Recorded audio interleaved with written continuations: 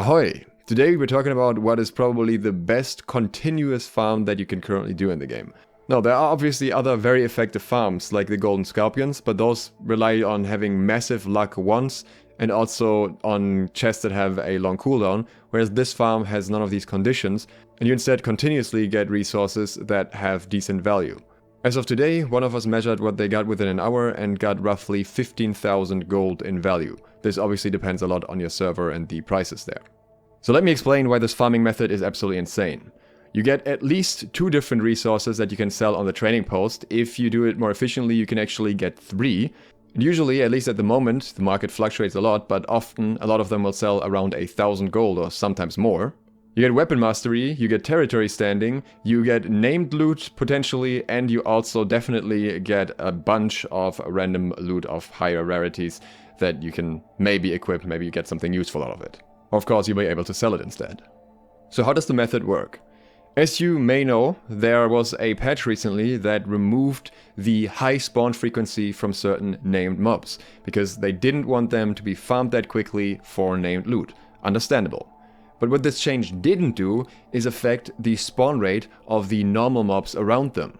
That is likely intended and by design, because when there are a lot of people farming in an area, more mob spawning means everyone has a chance to kill some of them, which especially in quest-related areas is pretty important. Fortunately for us, we can use that to our advantage.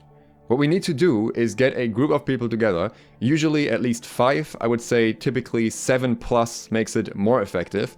Go to an area that drops glyph stones, and stand around the same area close-ish to each other so that the game recognizes that you're all in this area and more mobs need to spawn.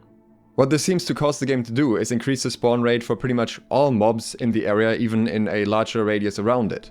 And then you need someone to pull in mobs from nearby areas. So you can see here that Robin Hoods is pulling the mobs from outside this tent, bringing them in, and inside there are constantly mobs spawning. Because we're all in the vicinity of everything that's happening, there will be constant drops for all of us from all of these mobs, and we get all of their rewards. And since they respawn so quickly, both inside and outside of the tent, it's just a constant loop with pretty much no downtime. This interaction doesn't seem to work for all areas and all glyphs.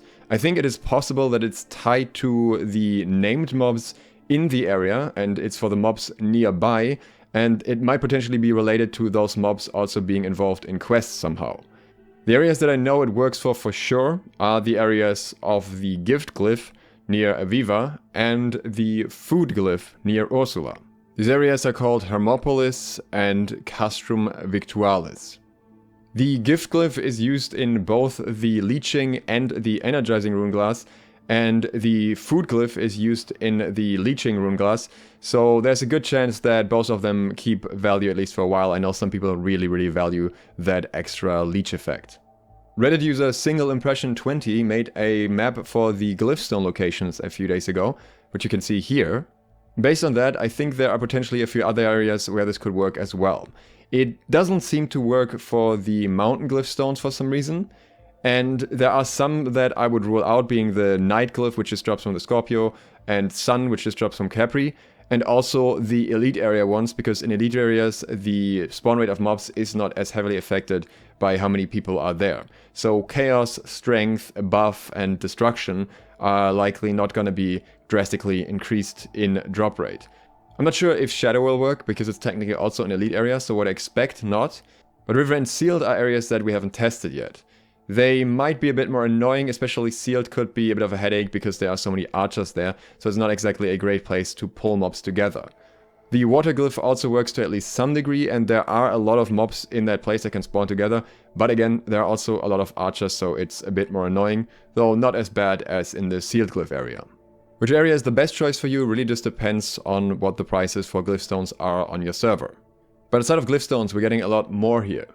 The second thing that we get from this farm is the ancient Glob of Ectoplasm that drops from pretty much any mob in Brimstone, only that the drop rate isn't that high. But that doesn't matter if you're killing mobs at this quantity, because you're still going to end up with a ton of them. Since people are starting to realize how many of those you actually need for the rune glass gems, the prices are starting to go up, so this is a good way to make money too. Along with that, you also get metric tons of Athos, which actually requires you to take a break in between if you want to make use of that. That can be used to convert resources at the gypsum kiln. So for example, you can buy some small quartz crystals off the trading post, which are typically not very expensive, convert them with the SLOTH and make iron battle metals, which are worth a lot more.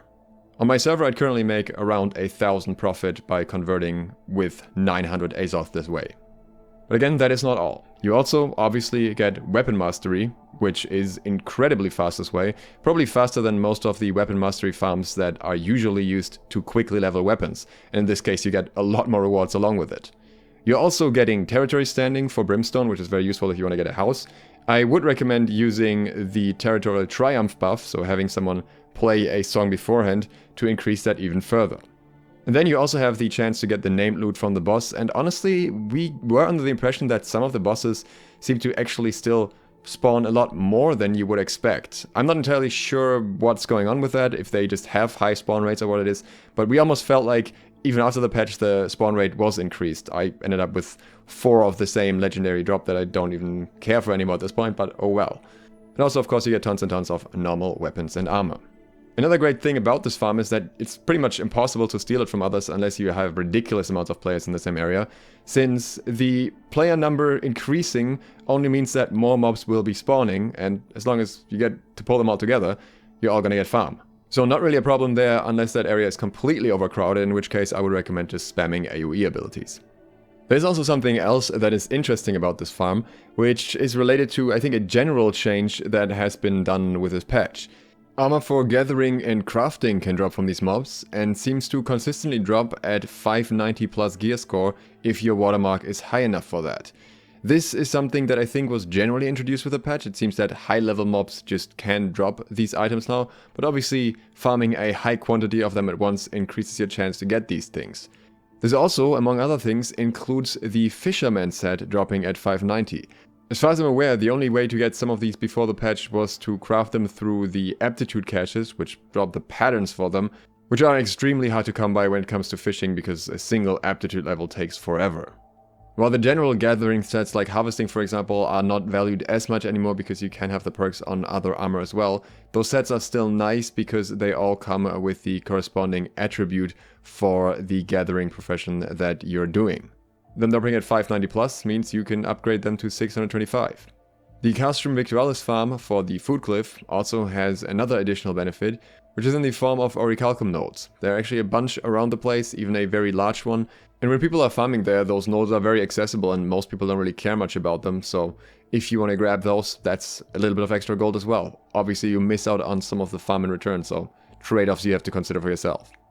Overall, this is definitely my favorite farming method of this patch so far, because it's actually fun to do. You're actually constantly doing something, fighting mobs, you have to pay a little bit of attention, and it's not that mindless farm that you have in many other places where you're just beating one mob over and over.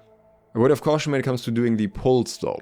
I would recommend only having one person walking around and pulling mobs and everyone else staying as close together as possible in the tent or in the top area depending on which of the area you're farming, just so that the spawns stay as frequent as possible. You're killing the mobs that are around you anyways, and then you have one person bringing all of them in, everyone gets the XP, no one needs to walk away and no one needs to run after the loot because somebody else walked away.